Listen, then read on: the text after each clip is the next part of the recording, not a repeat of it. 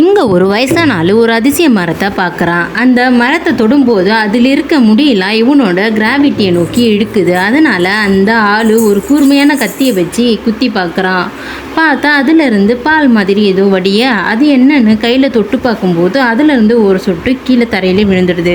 திடீர்னு பூமியை பொழுந்துட்டு செடி பூன்னு முளைக்குது. இதை பார்த்து ஷாக்கான அந்த ஆள் உடனே அந்த பாலை எடுத்து அவன் காயத்தில் தடவுறான். பார்த்தா அந்த பால் தடவுன இடத்துல அந்த காயமே இல்லை, எல்லாம் சரியாயிடுச்சு. உடனே இந்த ஆள் அந்த கத்தியை எடுத்து நல்லா அந்த மரத்தை வெட்டி அதில் இருக்க பாலெல்லாம் குடிக்கிறான். குடிச்ச உடனே அந்த மரம் உடனே பிரகாசமா மின்னுது. அச்சோ, கடவுள் நம்மளை பார்க்க வந்திருக்காருன்னு நினைச்சிட்டு அவன் மை மருந்து பார்க்கும்போது உடனே அவனுக்கு வலி வருது.